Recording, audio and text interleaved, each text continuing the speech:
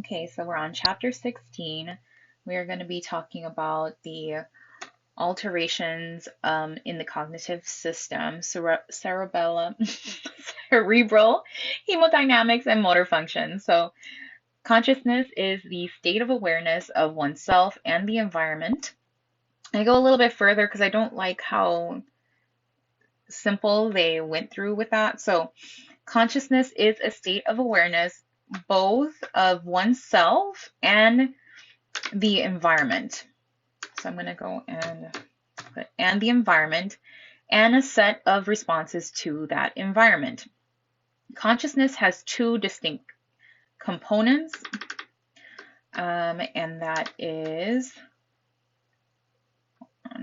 so consciousness has two distinct components: arousal, which is the state of awakeness, even though it says weakness here, which is not correct. The state of awakeness or alertness, and awareness, and that is an awareness, the content of thought. So consciousness has two distinct components: state of awakeness, state of awakeness. Yeah.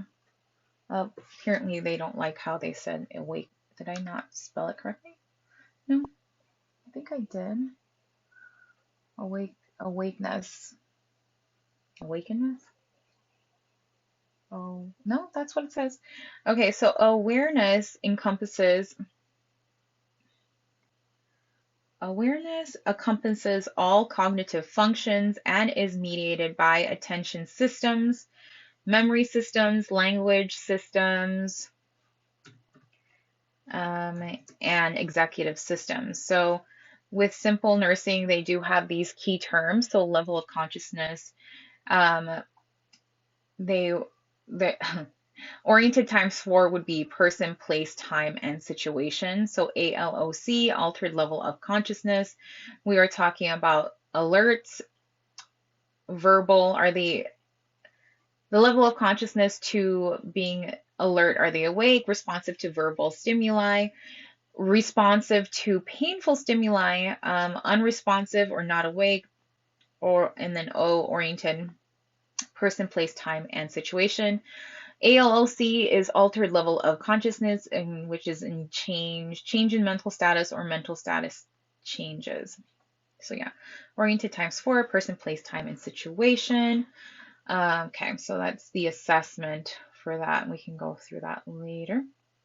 So consciousness has two distinct components: arousal and awareness. Arousal is the state of awakeness or alertness, and awareness is the content of thought. So awareness encompasses all cognitive functions and is mediated by attention systems, memory systems, language systems, and executive systems.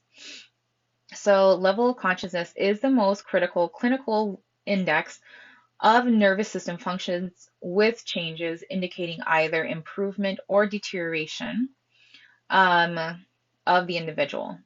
A person who is alert and oriented to self and others, others and place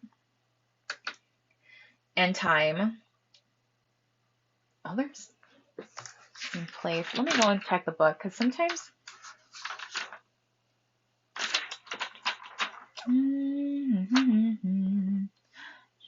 or divided according to primary location if causes include a person who is alert and oriented to self, others, place, and time. Self, others, place, and time is considered to be functioning at the highest level of consciousness, which implies full use of all the person's cognitive capacities. From this normal alert state, levels of consciousness diminish in stages. From confusion and disorientation can occur simultaneously to call mom, to simultaneously diminishing stages from confusion and disorientation to coma. to coma, each of which is clinically defined in Table 16.1. So in Table 16.1, they talk about the manifestations of the metabolic and structural causes of altered arousal, and they kind of tell you like where that would be located at. So like cranial nerves. But I don't believe she really cares about us understanding the cranial nerves because I don't think I've seen it throughout the slide, so I don't want to get too into it, but I need to know a little bit more than what the slide is doing. So sometimes it's more work, but it is more work, but the story sticks with me because I can't do it with just memorization. It has to fit. Okay, so let's go ahead. So consciousness, we got that state of awareness of oneself in the environment. Arousal is the state of arousal and state of awakeness. Excuse me, what? We know that consciousness has two distinct components, arousal and awareness. Arousal is the state of awakeness or alertness, and awareness is the content of thought, which there's two S's here. Cool. So awareness encompasses all cognitive functions. So level of consciousness is the most crucial. Okay, so understanding the structural alterations in arousal. Let's see. So causes of structural alterations in arousal. So let's see what 16 says. Okay, so alteration in arousal, so structural, divided by location above or below the tentorial membrane. So you can see that that's the tentorial membrane. So depending on where, so divided by location above or below the tentorial membrane. So depending on where that dysfunction is, like, you're going to have different alterations depending on the location of it. So, and then they go through the different kind of alterations that can affect that, which is structural, metabolic, and psychogenic. So we do go through that. I went through it here I want to go through it a little bit more. So understanding structural alterations in arousal. So the causes of structural arousal alterations in arousal is from like, so it would be like infection, vascular issues, tumors, traumatic injury, birth-related factors, age-relating changes, genetic traits, metabolic problems. So causes of structural alterations in arousal could be an infection, a vascular issue, like, I don't know, maybe hypertension within the brain, right? Tumors, which is like embolus tumors, right? So traumatic injury, a blow to the head, birth-related factors, age-related changes too will mess up that. It will be like a vascular issue too. Genetic traits, again, that would be kind of like birth-related factors, and metabolic problems. So now we're gonna go like more into like the areas of the tentorial membrane, right? So divided by location of the temporal blade. So the supratentorial disorder, which is going to be what it sounds like, which is above the tentorial cerebelli, which affects arousal due to widespread or specific issues. So it's affected by widespread or specific issues. Widespread issues would be like diseases of the brain's outer layer or inner connections, such as encephalitis. Conditions outside the brain, but within the skull, such as tumors, head injuries, or pus buildup. There are some specific issues, such as growth inside the brain, like bleeding, like aneurysms, clots, blockages and tumors, and these affect the thalamus and related systems or push on these areas. So the thalamus, let's go find it. Oh, they didn't even show us where that is at. That is fine. Okay, so we go a little bit further. So we go through the supratentorial disorders.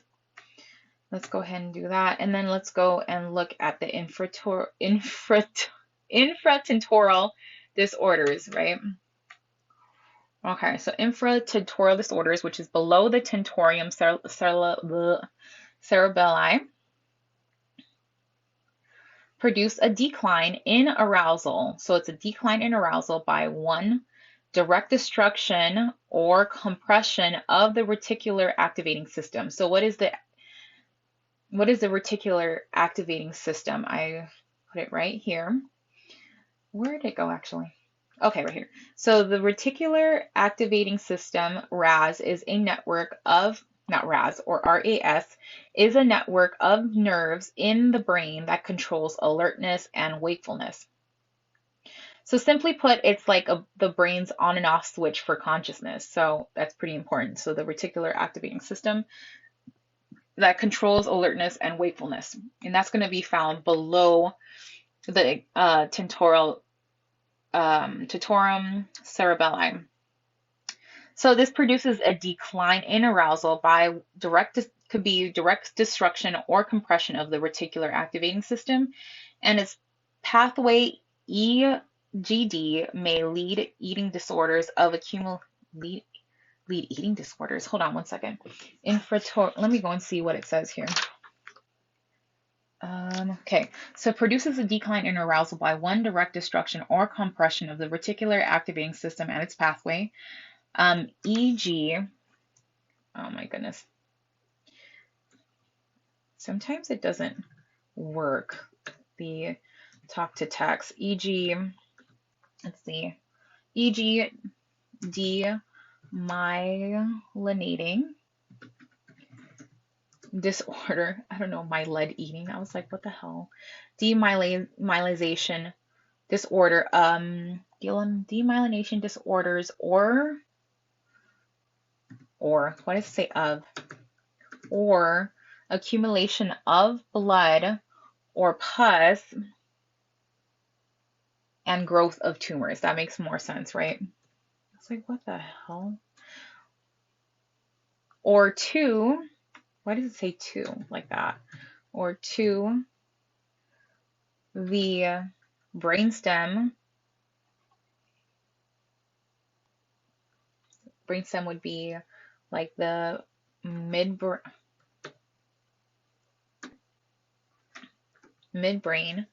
the pons medulla may be destroyed either by the direct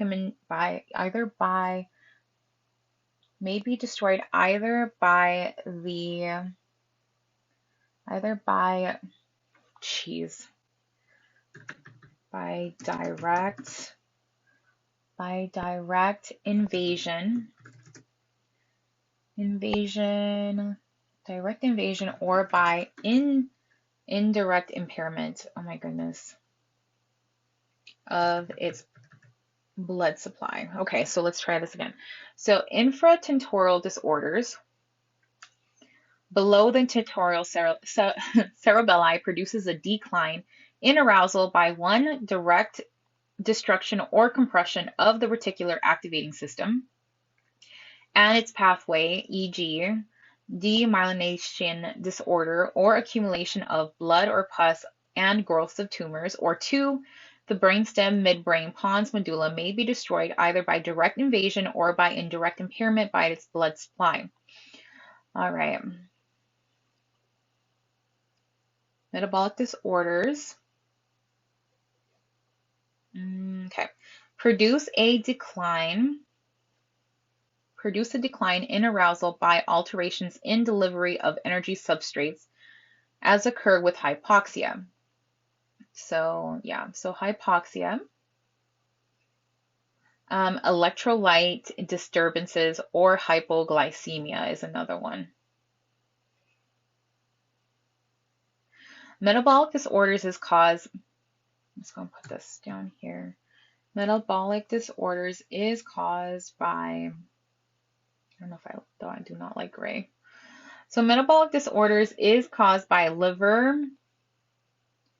re or renal failures cause alterations in the neuroma, excitability, because of failure to metabolize or eliminate drugs and toxins. So metabolic disorders is caused by, okay, the liver renal failure. So there's failure of the liver renal alterations in the neuroma is affected because the excitability due to the failure of metabolizing or eliminating the drugs or toxins. So all the systemic diseases that and the all these systemic diseases that eventually produce nervous system dysfunctions are part of this metabolic category.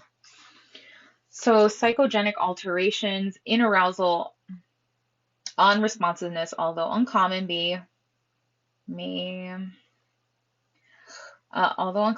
signal general psychiatric disorders despite not apparent unconsciousness. The person actually is psychologically awake, and the neurological examination reflects normal responses. So we got that. So let's see what else now. Okay, coma. Coma is produced by either bilateral hemispheric damage or suppression. I'm like, what is suppress? Brainstem lesions or metabolic derangement that damages or. So let me just go ahead and copy this. Go here, and then let's just build upon it. Oh my goodness, excuse me. All right, let's go and paste this. And then make this small, and then we'll talk about comas right now. Let's see what they have to say about comas. Are we really on comas? Because there's more stuff in level of consciousness, patterns of breathing. Oh, didn't they speak about the patterns of breathing during this time or no? No, not really. I guess maybe we'll go through it later, like with, I don't know, there's a lot of pictures, but not much of it. Over here, the manifestations, which is, there we go, the Cheyenne Stokes respiration. Stokes. Where is coma here?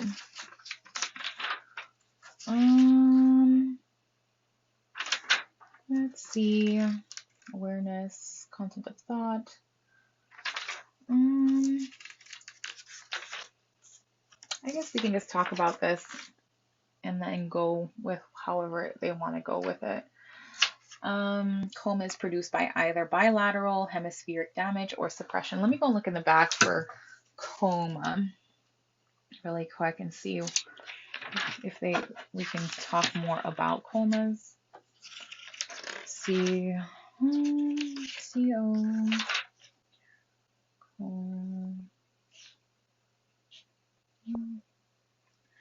335. What the heck? That's like way forward. Okay. 335. Where's coma on here? I don't really see anything on 335. It's weird. Oh, right here, metabolic. So differential characteristics of stages causing altered. No, I don't really see anything, but we'll just talk about it. So coma is produced by either bilateral hemisphere damage or suppression. I'm just going to copy this, bro. Copy the text, and then let's just go here and be like, can you explain more? Oh, shit. Okay, could you explain more about this information? I didn't know you could actually, of course, the information presented to you provided causes of coma. So, okay. So this refers to the damage or suppression of activity in both hemispheres, left and right of the brain. The cerebral hemispheres play vital roles in cognition, consciousness, and many other functions. If there is significant damage or suppression in these areas, it can lead to a state of coma. So brainstem lesions or metabolic derangements that damages or suppress the reticular activating system, RAS. The brainstem is the The brainstem is the posterior part of the brain that connects the cerebrum with the spinal cord. It controls many vital functions, including breathing, heartbeat, and blood pressure. Metabolic derangement refers to disruptions in the body's normal metabolic processes, which can be due to a variety of factors like toxins, infections, or organ failures. The reticular activating system, as previously mentioned, is a network of neurons located in the brainstem that regulates wakefulness, alertness, and damage. In simpler terms, a person can fall into a coma either due to extensive damage or suppression of activity in both main sections of the brain, or because of damage to or malfunctioning of the critical parts of the brainstem, especially the RAS, which controls consciousness. We're like, could you write this like Cornell notes? Let's see if they do better in this one. Okay, so cute. Oh, wow. Okay, this is way better. Okay. What are the causes of coma, bilateral hemisphere damage or suppression, brainstem lesion, or metabolic derangements affecting RAS? So refers to damage. So bilateral hemisphere damage refers to damage or suppression inactivity in the left and right hemisphere of the brain. A person can eat. I like it. I like it. Maybe it is worth it. So let's go ahead and put the Cornell notes over here on my other computer. Let's pull this down for a sec. Let me go see if it works. Let's do a new chat. I'm logging in. I have to go and log in again. Hold on one sec.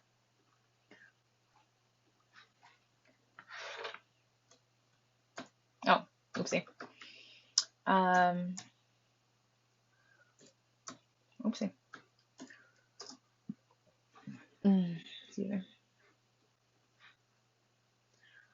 So I need to go and do, where am I at? Top browse, right? Did I not do it correctly? Log out. How do I? Ranson. Yeah, email. Do log in. Isn't it Tap Bros R702 at yahoo.com? Yeah, don't we have the, yeah, there we go. Okay, I finally got it. So let me go and pull this out.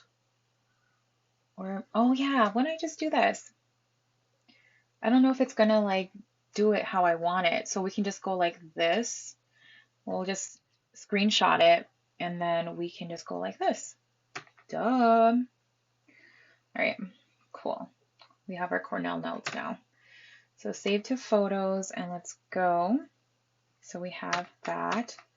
Kind of like that. I like how that I really like that because it helps kind of like, that's the whole point with the Cornell notes, is like to jog our memory. So yeah, that's awesome. Let's go ahead and make this a little bit bigger so we can actually read it. Or maybe I should put it underneath. Let me see. All right, probably better this way. Okay. All right. Okay, so coma is produced by either bilateral hemispheric damage or suppression, brainstem lesions, or metabolic derangements that damages or suppress the reticular activating system. So what are the main causes of coma? Damage from one side, the left side or the right side? I don't know, tumors. Let's see. So bilateral hemispheric damage or suppression. So damage or suppression. What are the main causes of coma, bilateral hemispheric damage or suppression, brainstem lesion or metabolic derangement affecting the reticular, what's RAS again? The reticular activating system. So reticular activating system. Why is this so big though? Like in between. Okay. Brainstem lesions. So what are brainstem lesions? The brainstem connects, okay, wait. What are the main causes of coma? Bilateral hemispheric damage, brainstem lesions, metabolic derangements, and reticular activity. So a person can enter a coma due to extensive areas of the brain, bilateral hemispheric damage, or because of damage or malfunctioning of parts of the brainstem, particularly the reticular activating system. These are like, I don't know how I feel about this. All right.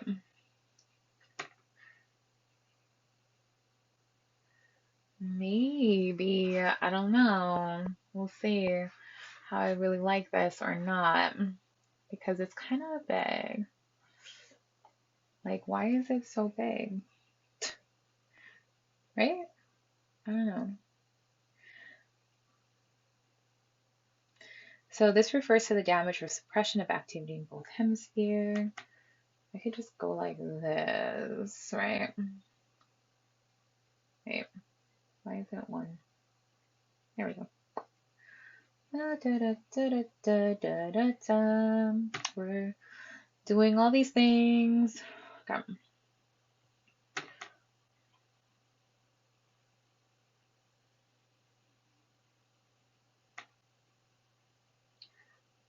Why? Oof, girl, no. Why would it be like that?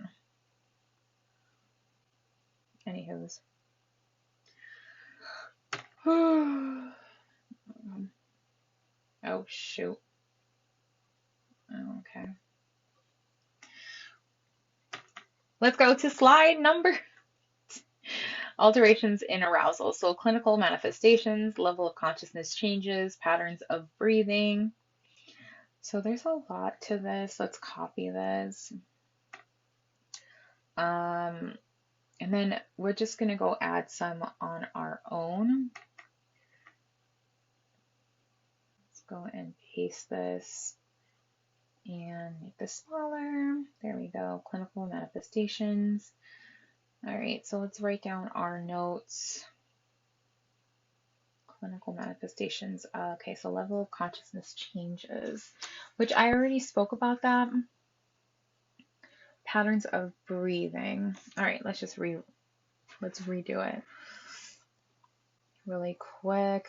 You're gonna see me do it on the other end, because you can't hear me dictate.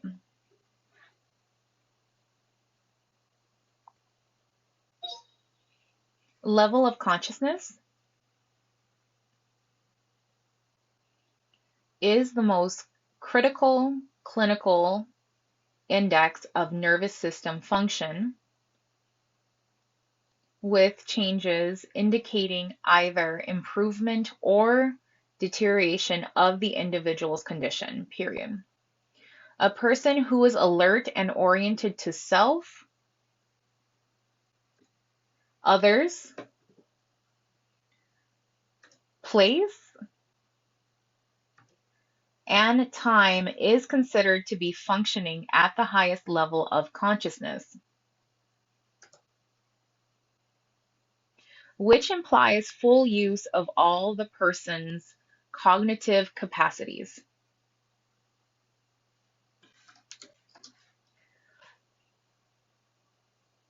From this normal alert state,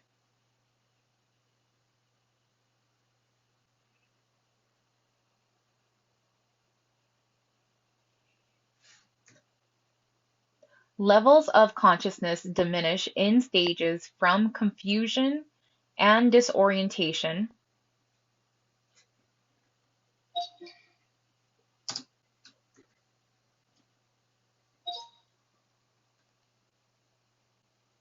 can occur simultaneously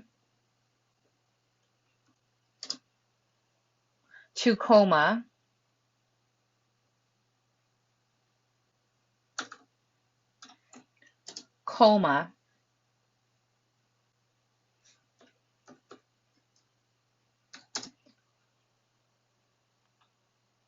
each of which is clinically defined.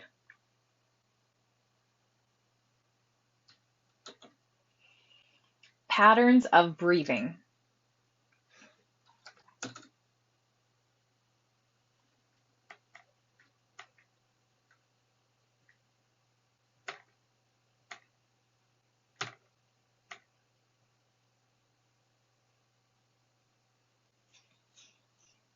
help evaluate the level of brain dysfunction,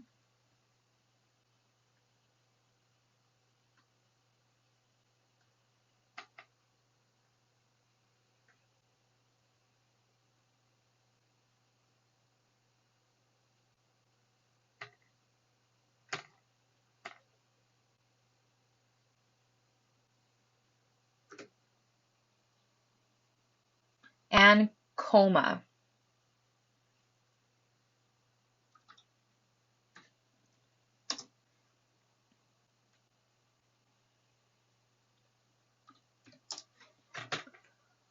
Rate,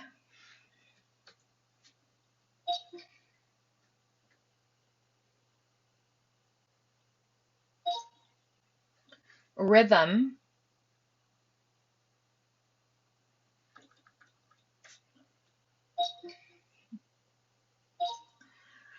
rhythm,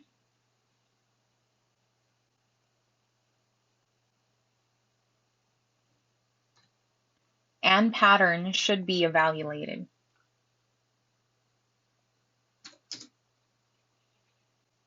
Breathing patterns can be categorized as hemispheric or brainstem patterns, period.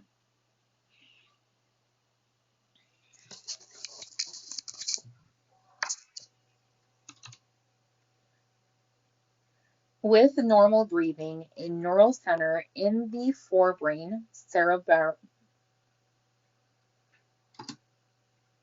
produces a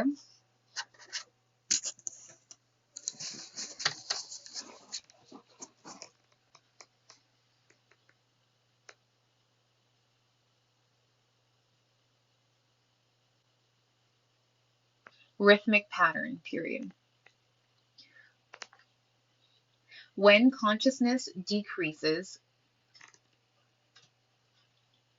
lower brainstem centers regulate the breathing pattern by responding only to changes in arterial carbon dioxide, PaCO2,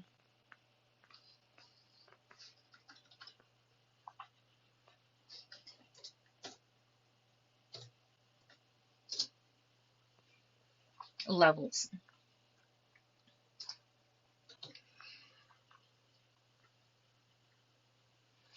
This pattern is called post-hyperventilation apnea, period. Cheyenne-Stokes respiration is an abnormal rhythm of ventilation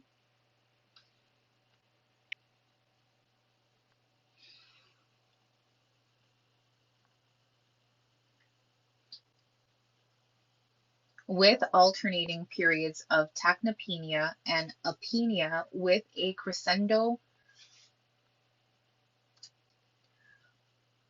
decrescendo pattern.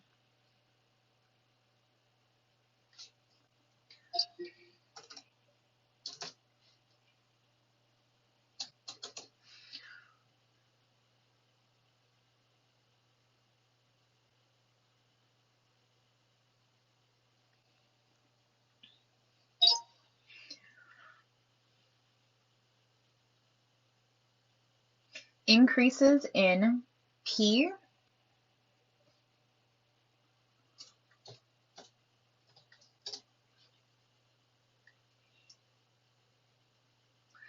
levels lead to tachypnea, period.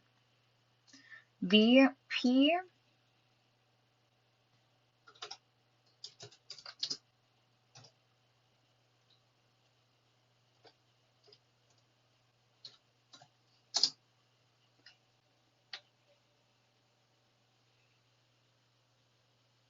level then decreases to below normal and breathing stops.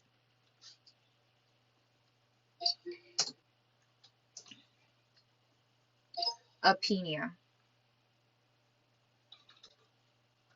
Apnea.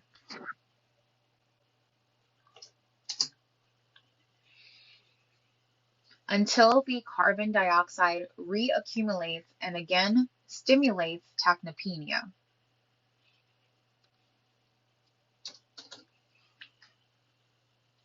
In cases of opiate or sedative drug overdose, the respiratory center is depressed.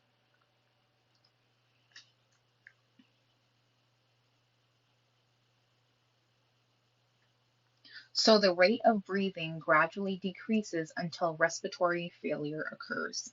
Period.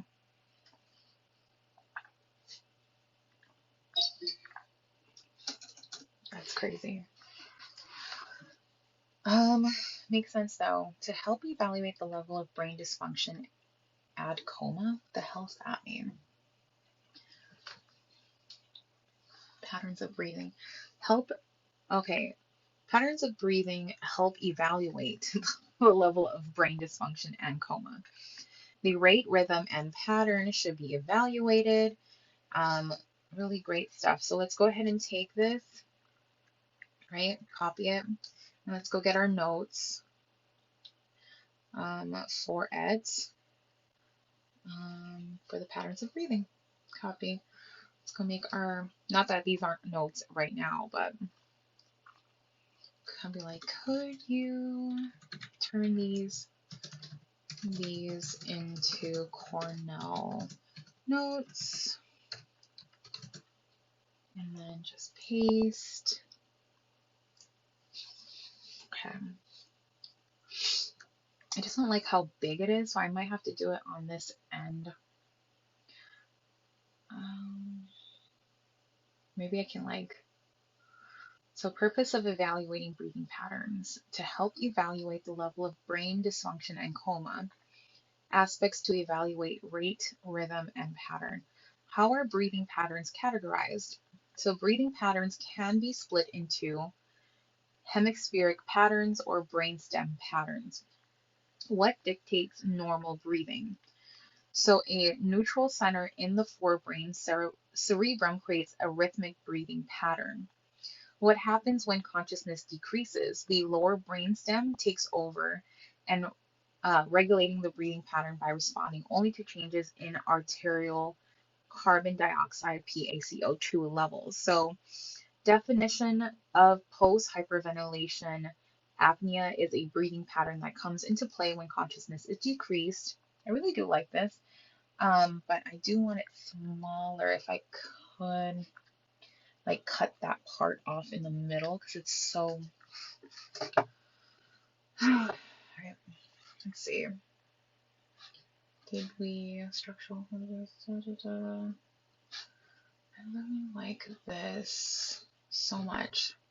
But I'm wondering if I could just do it on my end, because there we go. This is better.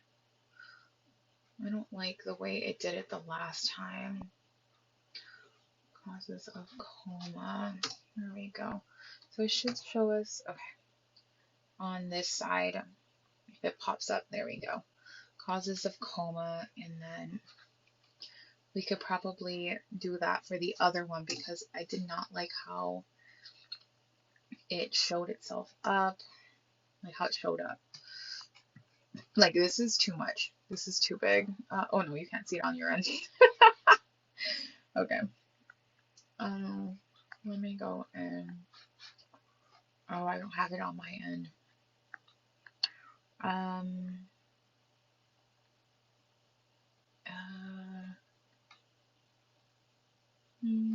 yeah. But actually, I can just take, hold on. So just continue looking at this if you like, while I do some work on my end. Like, can you rewrite this? I really do like it though. It does take me a while to, like I said, it takes me a while to, okay, could you rewrite this info? There we go. All right. So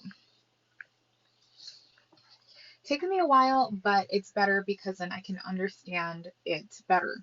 Because if you just put Cheyenne Stokes up, like, okay, I'll just give you a general. I need to understand it. I need the understanding. So I need the full story. Right. So I'm gonna go and cut this off because it's way, way, way, way, way too big. And let's go and paste it. See if I can paste it. Paste copy. I copied it the last time. Okay, I did it. All right, in summary, there we go. So this looks better. Here, this is what I was doing right here. Alterations in arousal. Coma is produced by either bilateral hemispheric damage or suppression, brainstem lesions, or metabolic derangement that damages or suppresses the reticular activating system. So now we have the Cornell note. So what leads to a state of coma? So bilateral hemispheric damage or suppression. Brainstem lesions or metabolic derangement of um, affecting the RAS. Okay, so bi bilateral hemispheric damage or suppression. What does that mean?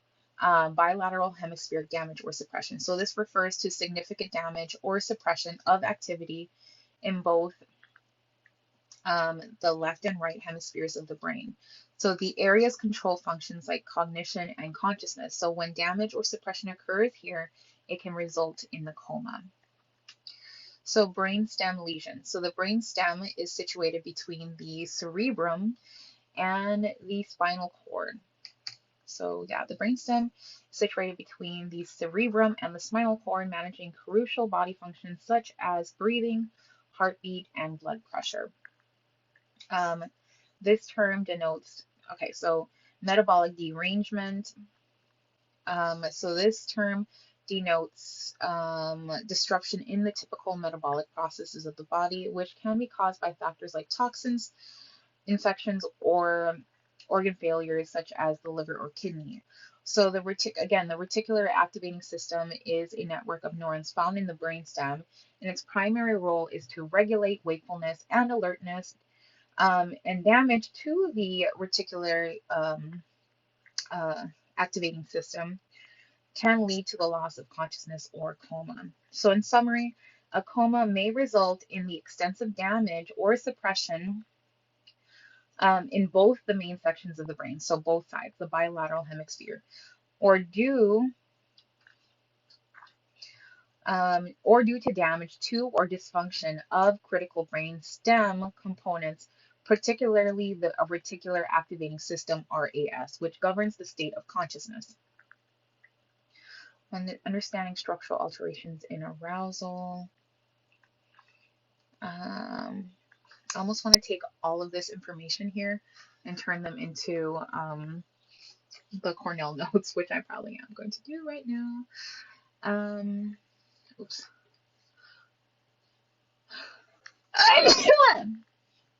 Ugh, excuse me. Oh, God. How long has it been? I'm going to take all this stuff here, copy it, turn this into Cornell notes for me, please. AI, thank you. Okay. Can you rewrite this? Here, just keep looking at this. Okay. Key terms, okay? Right there. Read that while I do this. Okay, so rewrite my notes and turn them into Cornell notes. Notes, okay.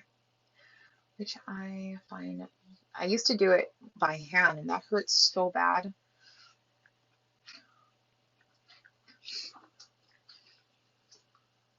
Consciousness and alerts arousal, so definition, state of awareness, including self and surroundings, involves response to the environment. Components of consciousness, so which is components of consciousness, arousal refers to the state of alertness or wakefulness. Awareness pertains to the contents of thoughts. So arousal and reticular activating system, RAS, mediates arousal, regulates attention and information processing, and maintains consciousness. Okay, perfect. Okay, I really like this.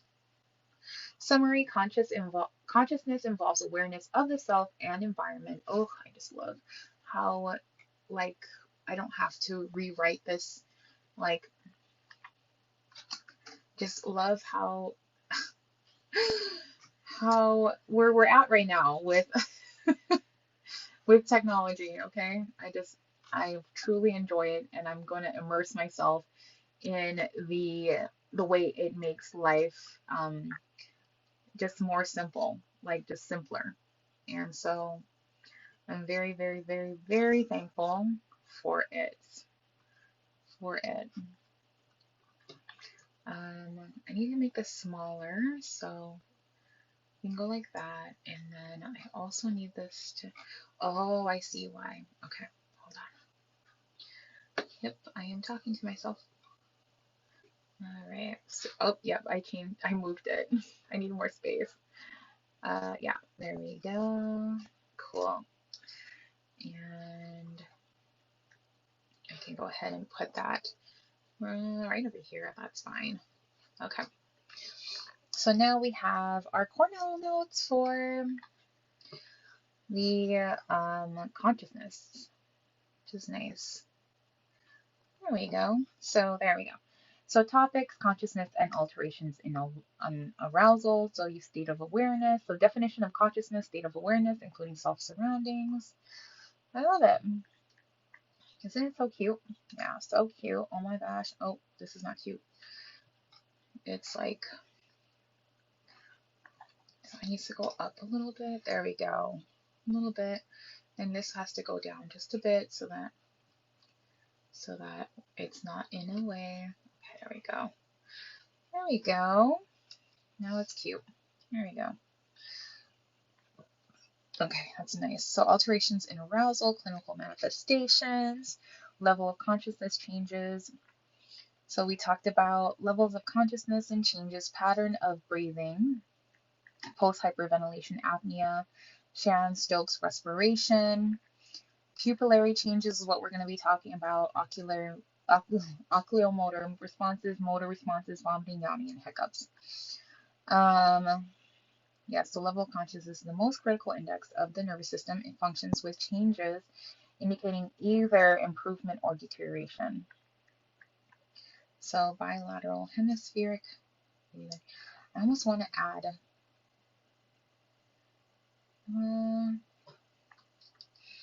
Okay, hold on 1 second. I'm gonna have you just read this for now while I do more notes. So causes of coma. Go ahead and read it if you like. I don't know if you can. I'm pretty sure it's big enough for you to read it. I want to see if I can. Yeah. Oh, nope. That's not making it smaller. All right. I'm doing so many different things to like study. I'm trying it all, girl. I'm trying it all. Level consciousness. Um, could you rewrite this information? Can you rewrite this as Cornell notes? So level of consciousness. Let's see if it'll be able to do that. What time is that? How long have we been recording?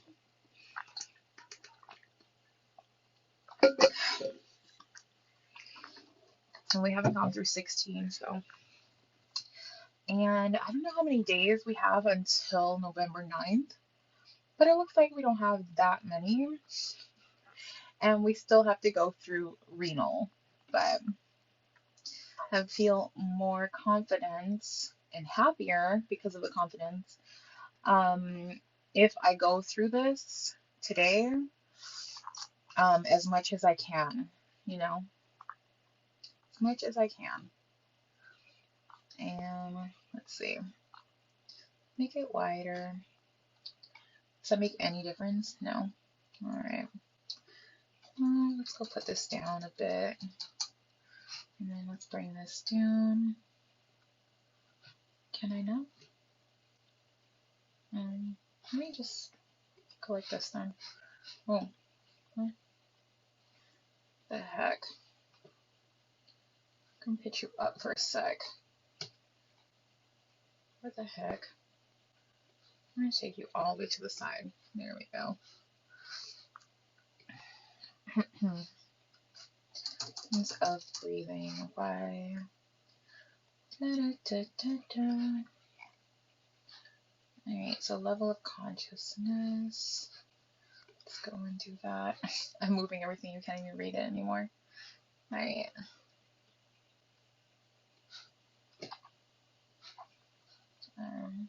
I think it should be good enough now. Yes. Okay. Alright. So, levels of consciousness and nervous system functions. Importance of consciousness levels. So, this is the key clinical index of nervous system function. So, changes can signal improvement or deterioration in condition. Highest level of consciousness, alert and oriented to self, others, place, and time, implies full use of cognitive capabilities. Diminishing stage of consciousness from a normal alert state. Consciousness can diminish in stages. Confusion and disorientation can occur together. Coma is the lowest level of consciousness clinically defined. Okay. Patterns of breathing. Let us go back to, I think we are going to go to, so post hyperventilation apnea was on there. Post hyperventilation apnea was a big thing for us. And then Cheyenne-Stokes respiration is another one that we need to really understand. Level of consciousness changes, pattern of breathing, pupillary changes. So let's go ahead and do the pupillary changes now. All right. So see, we are going to do pupillary changes. All right.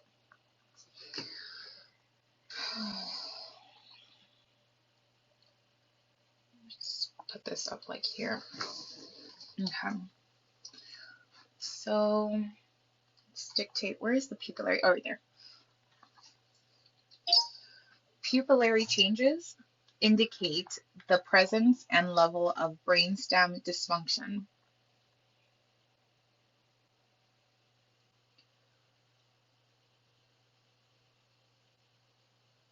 Because brainstem areas that control arousal are adjacent to the area that control the pupils, period.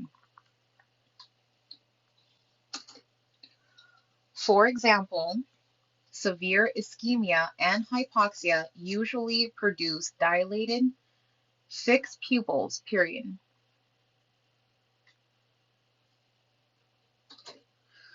Hypothermia may cause fixed pupils.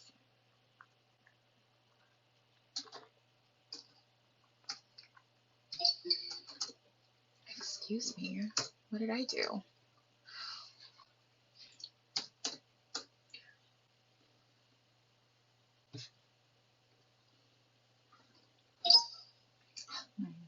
Some drugs affect the pupils and must be considered in evaluating individuals in comatose states, period. Large doses of atropine and scopolamine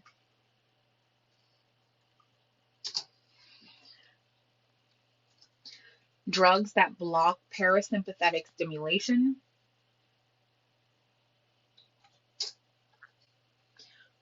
fully dilate and fix the pupils, period. Doses of sedatives in sufficient amounts to produce coma cause the pupils to become mid-position or moderately dilated.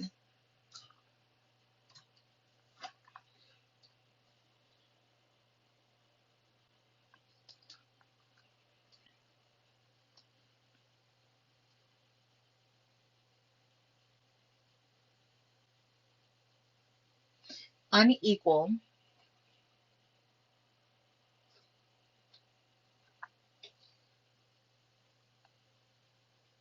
and commonly fixed to light.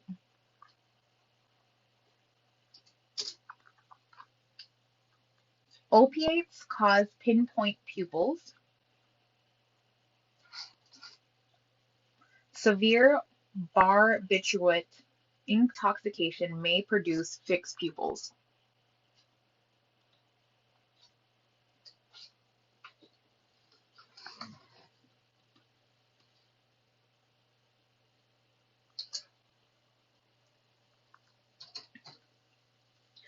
Ocular motor responses are resting, spontaneous, and reflective eye movements.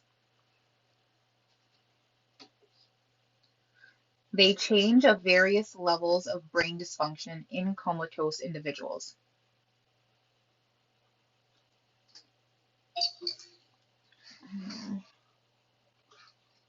They change at various what?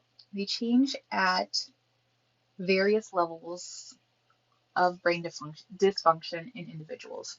I need pictures. I mean, I guess that's the reason why she has the pictures. They're not labeled. Um,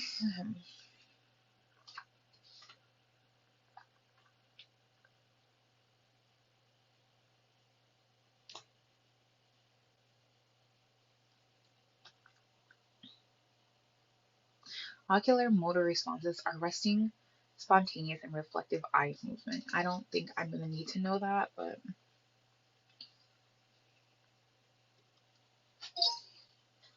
assessment of motor responses help evaluate the level of brain dysfunction and determine the most severe damaged side of the brain, period.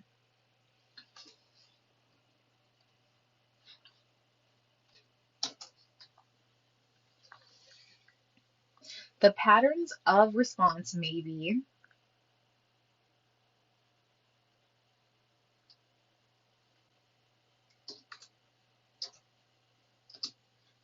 purposeful,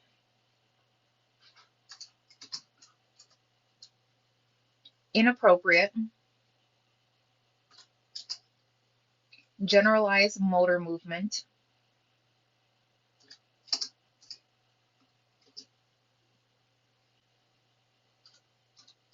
not present.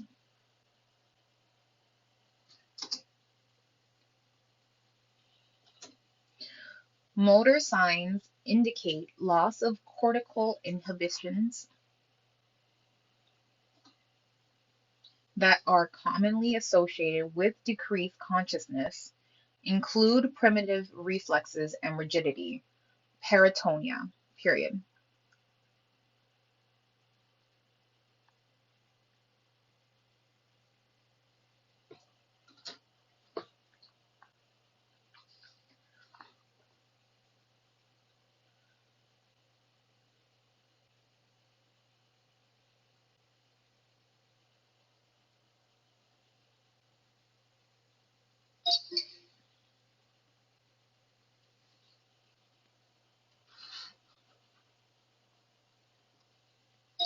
Primitive reflexes include grasping, reflex sucking, snout reflex, and paromomental reflex, all of which are normal in the newborn but disappear in infancy.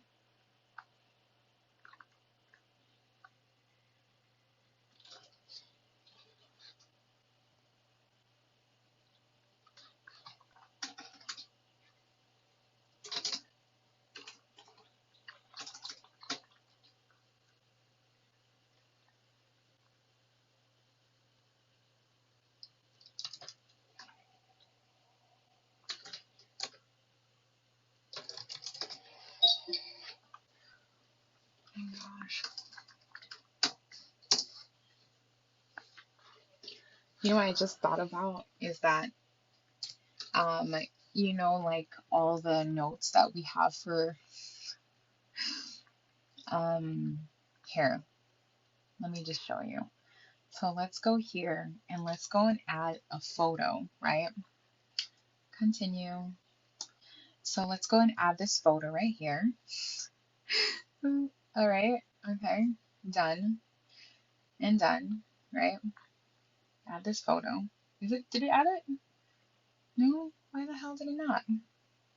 Okay, add, and then be like, make or turn this info into Cornell notes.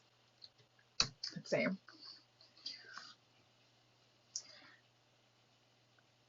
Let's see if it understands.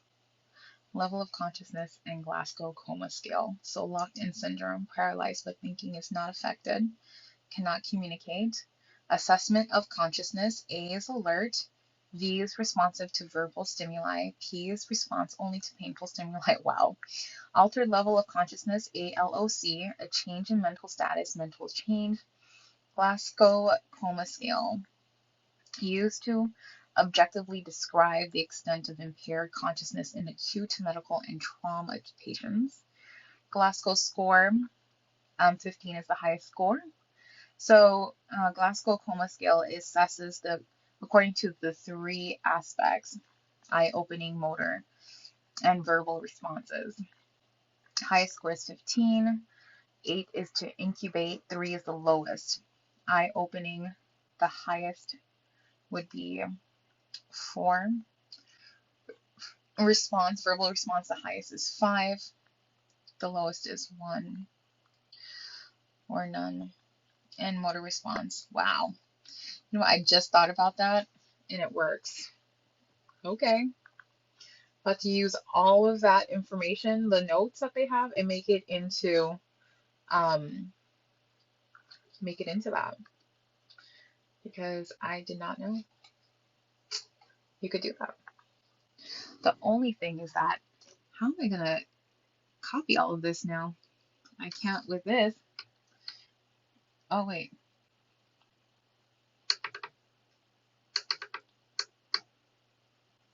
Oh, I guess I can. Copy. Let's see if it'll copy here. I might have to go eat lunch soon. Let's see if it will work. Let's see. Do I press paste?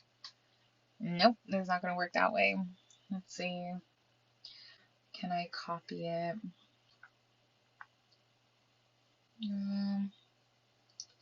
Not that way, but I wonder if I could copy it. I don't know how I'm going to do this. Oh, it's right here. No. I'm gonna have to do it on the other end because fuck, there's no way. Oh my gosh, you did not even hear that. Yeah, I really like it. Let's see. I'll have to pee either way. So, all right. Well, was there one last thing that we have here that we need to go through? Hold on, I just wanted to check on that. Did she? Let's see. People like, oh, ocular motor responses, vomiting, yawning, and hiccups. Yeah, we're gonna do this later, all of these. So let's go ahead and draw. Where's my pencil? Oh, there it is. So we'll go ahead and get back to this part later. Ocular responses and all of that because I have to pee and